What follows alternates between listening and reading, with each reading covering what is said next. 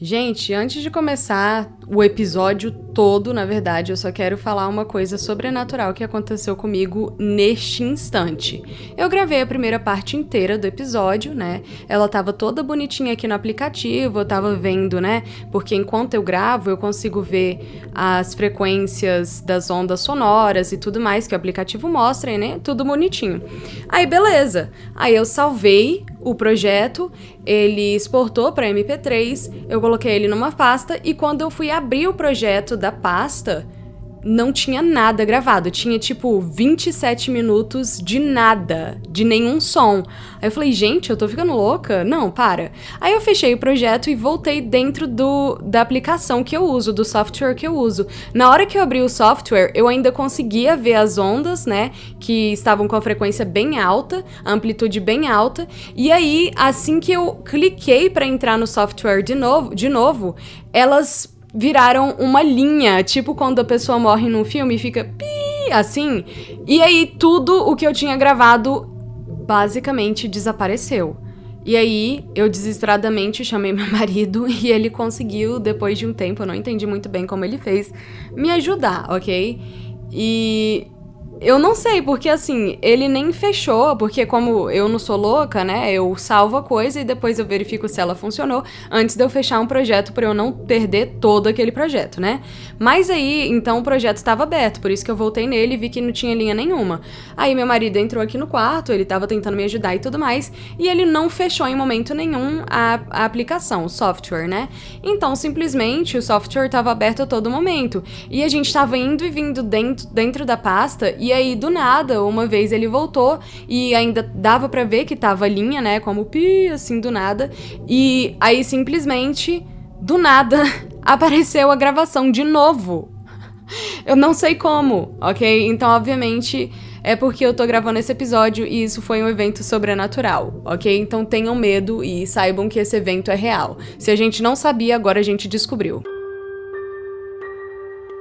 Quantas vezes já ouvimos uma história sobre uma casa mal assombrada que nos põe uma pulga atrás da orelha, e enquanto alguns pensam que ela pode ser real, outros mais céticos dizem que não. Eu sou a Jéssica Zanetti e esse é o Espíritos do Além, um podcast que trata de assuntos insólitos, misteriosos e sobrenaturais, sempre nessa ordem. Venha comigo porque agora continuaremos a parte 2 da história da casa mal assombrada, a residência dos Smurl.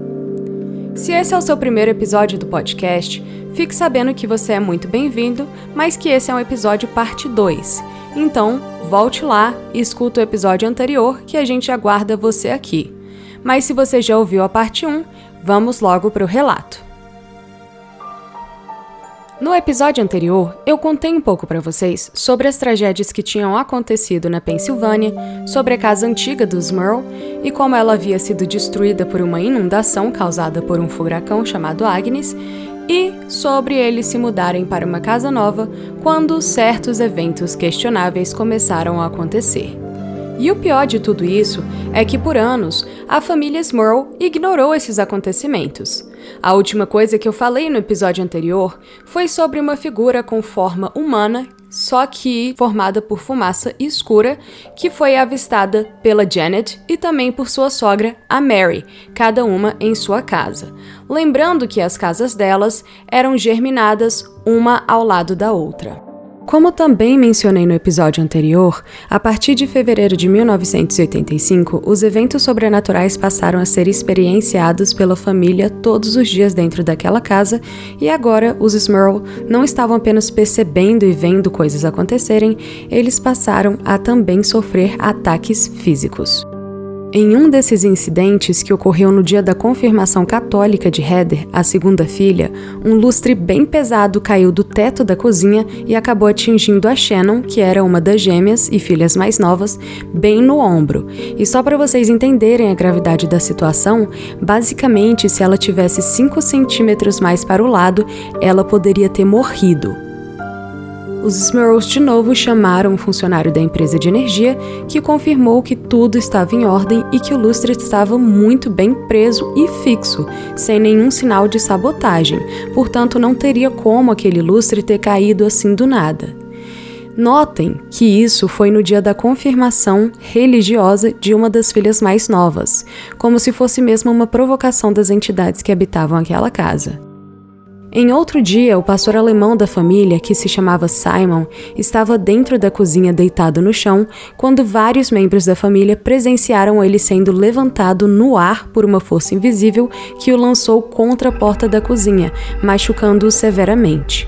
Essa não foi a única vez que o Simon foi atacado dentro da casa, mas os episódios não pararam por aí. Em uma noite, depois de colocarem as meninas na cama, Jack e Janet foram para o seu quarto e logo caíram no sono. Algumas horas mais tarde, eles acordaram com um estrondo bem alto e o som de um grande baque, como se algo tivesse caído perto da escada.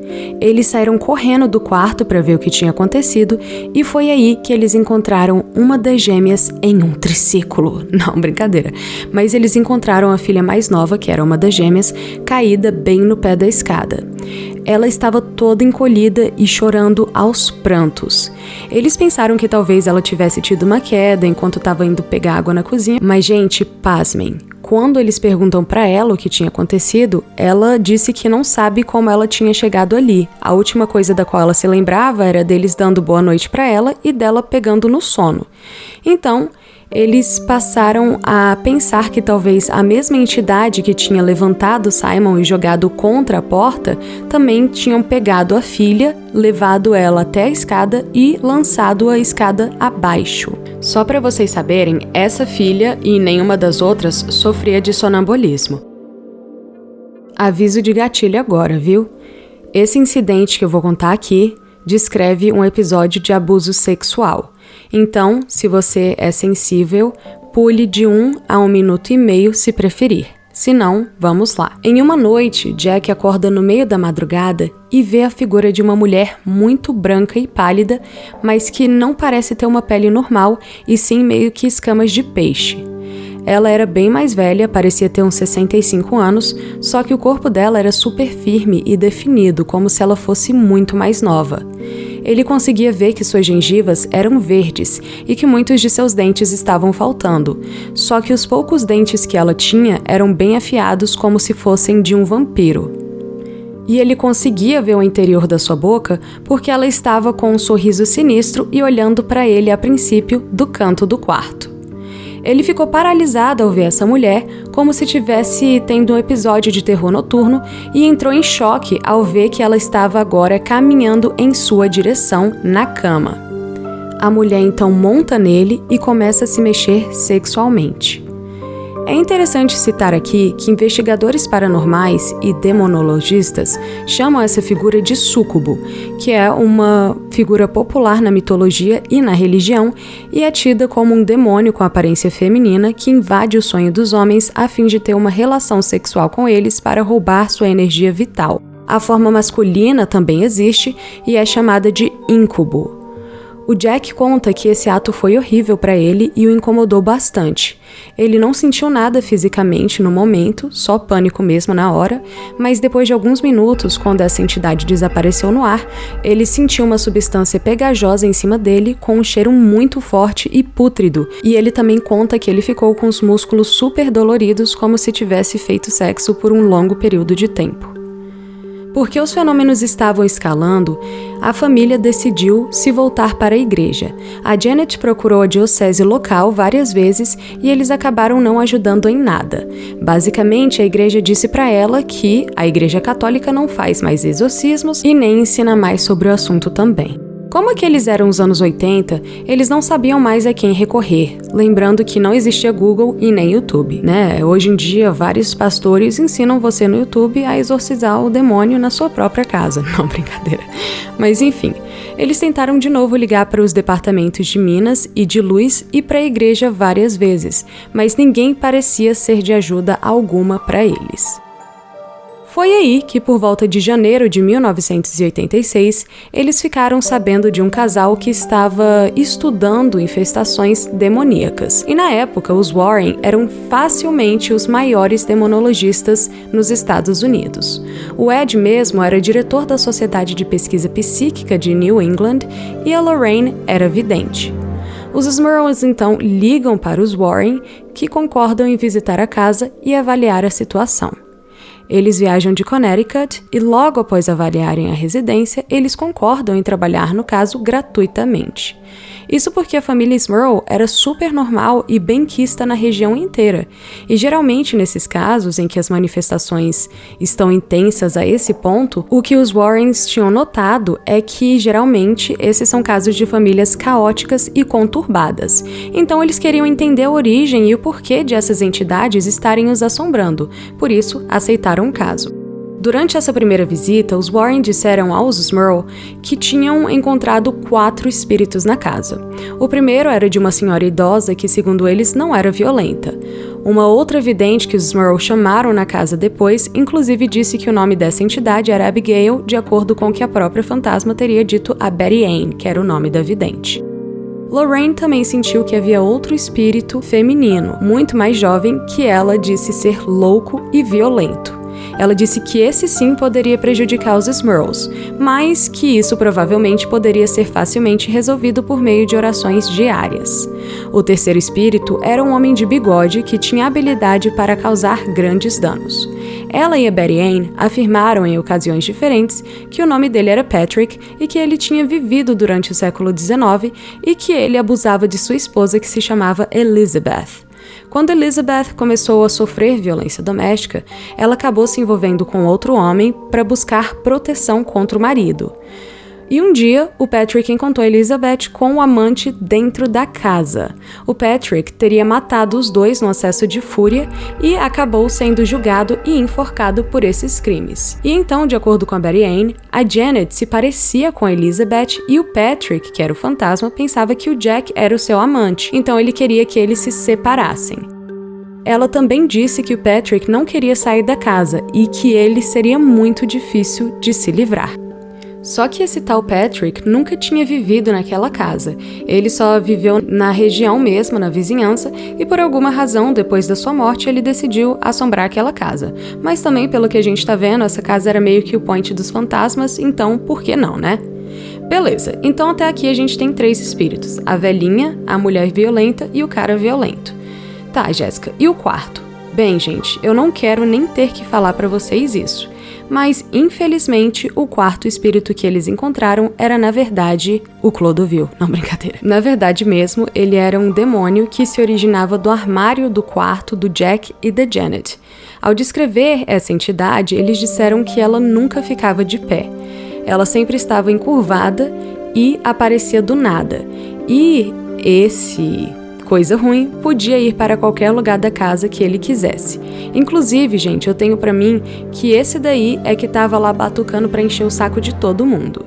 Os Warren também falaram que ele tinha um poder de hipnose telepática muito poderosa e que podia afligir qualquer mente humana. Os Warren foram embora, mas não sem alertarem sobre a possibilidade de o demônio tentar usar os 3 espíritos humanos contra os Smurls, e eles também falaram que, muito provavelmente, ele também colocaria os membros da família uns contra os outros. Por exemplo, ele poderia fazer algo desaparecer para que um membro da família ficasse culpando o outro e assim todo mundo se envolveria na briga e a família iria ficar desunida. Os Warren garantiam que eles iam voltar com tudo. Ah, outra coisa que eu esqueci de falar é o seguinte, a família também estava ouvindo já há algum tempo uns sons tipos de suínos, como se fossem grunhidos de porco e aparentemente os Warrens falaram para eles também que, na verdade, esse som eram símbolos de presença demoníaca. Outra coisa que eu esqueci de mencionar é que devido à privação de sono e todo o estresse pelo qual a família estava passando, todo mundo tinha perdido muito peso desde que eles começaram a morar ali e alguns membros, sobretudo John, a Mary e a Janet, que passavam mais tempo dentro das casas, estavam bem esmiliguidos, ou seja, fraquinhos, e eles também estavam sentindo frio toda hora e também estavam super cansados o tempo todo.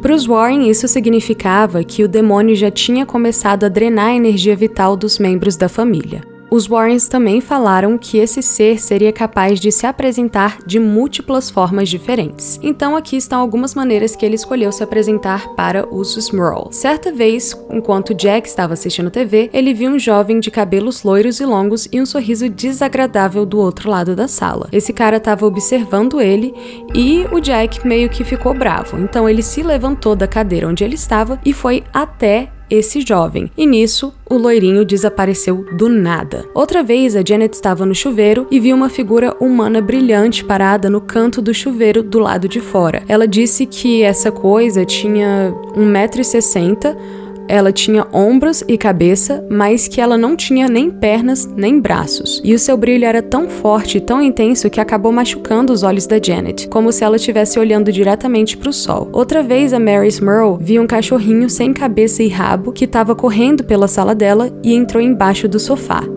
Em várias outras ocasiões, o Jack e a Janet disseram também ter visto uma criatura que o Jack descreveu como sendo uma besta, que parecia ter uns 2,5 metros de altura, e essa figura ficava em pé. Ela tinha uma cabeça peluda com olhos vermelhos e um nariz de porco. A Janet descreveu a mesma criatura, só que ela acrescentou que ela tinha 2 chifres saindo da cabeça. Então, basicamente, essa criatura assumia todas essas formas diferentes e aparecia nos quartos de todo mundo no meio da noite. E ainda por cima ficava batendo nas paredes constantemente. Então até agora a gente sabe que a igreja não iria ajudar, mas o Ed e a Lorraine acabaram encontrando um padre, #conexões, que se chamava Padre McKenna, que era de Monroe, Connecticut. E eles trouxeram esse padre para realizar um exorcismo para a família Smurl. O padre McKenna acabou, na verdade, performando 3 exorcismos naquela casa, mas nenhum deles deu certo. Cada vez que ele exorcizava a casa, as coisas pareciam se acalmar por alguns dias, mas aí, eventualmente, o demônio retornava. Após os 2 primeiros exorcismos fracassados, os Smurl estavam ficando cada vez mais desesperados e pensaram até em se mudar. Só que os Warren lembraram a eles que não tinha garantia de que o demônio não o seguiria se eles se mudassem, até porque ele já devia estar atrelado a eles. Nossa, eu só vou fazer um adendo aqui. Gente, eu tô gravando esse episódio às 11h53 da noite, eu estou aqui tremendo de medo, ok? E toda vez que o meu aquecedor liga, né, porque eles não ficam ligados, tipo assim, direto não. Ele liga, aí ele aquece até uma certa temperatura, aí ele para. Aí ele liga de novo, ele aquece até uma certa temperatura e para. E toda vez que ele para, a pressão do aquecedor acaba meio que empurrando a porta. Então a porta que tá fechada, né, ela tá encostada, ela encosta por completo no portal da porta e faz um barulho assustador. Então eu tô aqui morrendo de medo, mas é só o meu aquecedor, né? Deus é mais. Vamos lá então, pessoal, onde eu estava? Como uma forma de testar se eles iriam segui-los, e isso todas as entidades, a família inteira foi acampar por uma semana e a ideia era basicamente assim: se eles saíssem de casa e o demônio e as entidades não o seguissem, isso significava que ele estava atrelado à casa e não à família, e que aí eles poderiam se mudar. Mas infelizmente a entidade o seguiu até o acampamento. Frustrados, privados de sono e já quase desistindo, eles decidiram que a única opção seria tornar sua história pública. Eles já haviam considerado essa opção antes, mas continuaram adiando o inadiável, porque eles sabiam que haveria muita atenção indesejada e que as pessoas pensariam que eles eram loucos. Eles tentaram contar a história anonimamente na TV, com os Warren, em um programa de TV chamado People Are Talking, que era tipo igual ao programa do Ratinho, quando as pessoas ficavam atrás daquela tela branca e falavam com uma voz assim. Mas não deu muito certo. Além de ninguém acreditar neles, ninguém tinha como ajudá-los se eles não soubessem quem os Smurls eram. Neste ponto, os vizinhos e praticamente toda a cidade estavam cientes e a maioria das pessoas apoiava os Smurl.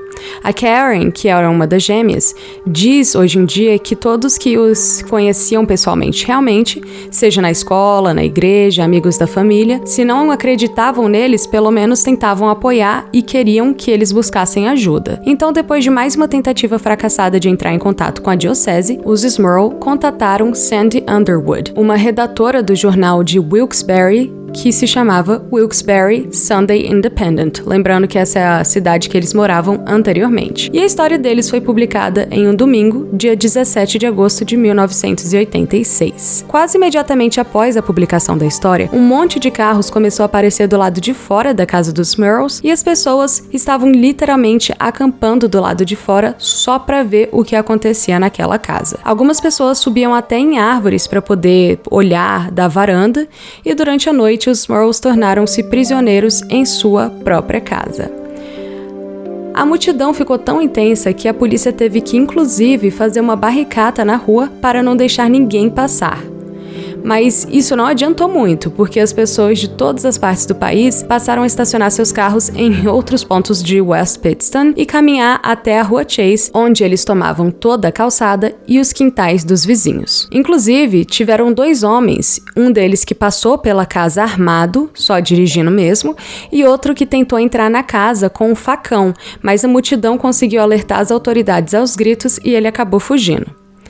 A imprensa também estava assediando a família com ligações, filmando a casa 24 horas por dia e realmente só tentando ganhar uma entrevista exclusiva, né? Com o tempo, as coisas se acalmaram. O Jack já tinha perdido 9 quilos e a Janet 14 quilos. Na verdade, quilogramas, senão meus professores de física vão me matar. E a Janet acabou desenvolvendo uma úlcera. Ah, e sem falar que o Jack, em 1983, já tinha passado por uma cirurgia para remover a água do cérebro porque ele vinha sofrendo de uma perda de memória a curto prazo e ele achava que essa perda de memória poderia ter sido causada por causa de uma meningite, né? Bem, basicamente a família estava definhando e tinham conseguido uma atenção indesejada, porque afinal de contas eles não conseguiram nenhuma solução. Então foi meio que uma atenção muito inútil em um primeiro momento. Naquele ponto das vidas deles, estava tudo um inferno, né? E o próprio demônio estava morando na casa deles. E óbvio que tinha umas pessoas que chamavam não apenas eles, mas também os Warren, né, de charlatão e tudo mais. O que acabou agravando ainda mais o estresse geral de toda a família. Mas além dos Smurls, outros vizinhos também tinham testemunhado atividades paranormais na casa e alguns até mesmo vivenciaram atividades em suas próprias casas. Aqui estão alguns desses relatos. Quando os Smurls foram acampar aquela semana para testar como ia ser, teve um fim de semana em que alguns vizinhos foram verificar a casa deles. Um grande erro, mas ok, né? Então, quando esses vizinhos estavam saindo, eles escutam um estrondo vindo do segundo andar da casa e o teto todo começa a vibrar. Eles descreveram um som como se asas gigantes estivessem arranhando as janelas, como se algum pássaro monstruoso e enorme estivesse tentando escapar da casa. Bem nessa hora, eles ouviram uns gritos que eram de gelar o sangue, como se alguém estivesse morrendo. Outra vizinha, a Shelley Adams, que tinha a idade da Dawn, então elas duas, já nos anos 80, estavam no ensino médio, e a Shelley tinha muito contato com a família da Dawn, porque os pais dela eram amigos próximos, ela era amiga da Dawn, enfim, né? Ela disse que em uma tarde, depois que a Janet passou na casa dela para conversar com os pais, todo mundo acabou saindo e ficou só a Shelley sozinha em casa, e ela começou a lavar a louça e estava ouvindo música. De repente, o aparelho de som começou a aumentar sozinho até atingir o volume máximo. E quando ela tentou abaixar o volume, ela virou e viu que a porta da frente estava aberta, tipo arreganhada. Ela se lembrava claramente que ela tinha trancado tudo quando os pais saíram. Inclusive, quando ela se aproximou da porta para fechá-la, a fechadura ainda estava trancada. Em outra ocasião, uma vizinha liga para casa procurando por Janet e disse que uma garotinha com uma risada assustadora atendeu o telefone dizendo que a família Smurl não morava mais ali. Ela disse que ligou mais umas 6 ou 7 vezes naquele fim de semana e todas as vezes a mesma menina atendeu e disse a mesma coisa. A vizinha inclusive ligou para a operadora para verificar se ela estava ligando no número certo e a operadora disse que sim. A operadora não é tipo, a operadora Vivo, não. É tipo a telefonista, né? A pessoa que opera o telefone. Bom, sem falar, gente, que não apenas ela ligou no número certo, como também todas as vezes ela falou com a mesma garotinha que disse, abre aspas, que os Smurl não moram mais ali, né? Então, obviamente, essa pessoa aí estava ligando de alguma casa dos Smurl. Às vezes eles estavam ligando, né, na casa lá da outra cidade que eles moravam. Então, né, vamos pensar positivamente. Mas não. A experiência da Shelley, o fato de que eles tinham sido seguidos até o acampamento, o cheiro que os perseguia fora de casa e o fato de a própria Karen contar que sempre que ela ia dormir na casa de uma amiguinha, algum evento acontecia na casa e forçava os pais dos amiguinhos a ligarem para os Smurls pedindo que eles fossem buscá-la no meio da noite. Enfim, todos esses fatos aqui mostram que realmente as entidades passaram a se atrelar à própria família. Depois de toda a visibilidade, aquela diocese finalmente decidiu mandar 2 padres para ajudá-los, mas não pela bondade inerente no coração deles, e sim porque os repórteres passaram a ligar diariamente para a diocese e encher o saco dos padres. Mas adivinha, os padres falaram que não queriam mais que os Warren estivessem envolvidos nesse caso, e quando eles mandaram 2 padres, claro, o demônio simplesmente não agiu, porque o inimigo não queria que todo mundo pensasse que eles estavam certos, ele queria que todo mundo achasse que era tudo mentira, né? Enquanto isso, os Warren começaram a ficar realmente assustados e preocupados com a possibilidade de que o demônio poderia tentar possuir o Jack. Então, eles arranjaram aquele terceiro exorcismo que eu falei com o padre McKenna e depois pediram que amigos e familiares viessem à casa e se juntassem a eles em oração para afastar o bicho mau, né? Dessa vez, parecia que o exorcismo tinha funcionado. Inclusive, durante o ato, eles chegaram até a sentir um cheiro de rosas que perdurou por várias semanas na casa e semanas se passaram sem nenhum único incidente. A família Smurl, então, foi a público e fizeram uma declaração pública à imprensa. Em 28 de outubro de 1986, eles disseram que havia várias semanas em que tudo estava quieto e tranquilo na casa deles e que seus problemas tinham realmente sido resolvidos. Mas, infelizmente, isso não durou muito. 2 semanas antes do Natal, o Jack viu o demônio novamente no espelho da sala. Ele não queria contar à sua família, mas naquela mesma noite, as batidas nas paredes começaram novamente. Os Smurl finalmente se mudaram de lá em dezembro do ano seguinte.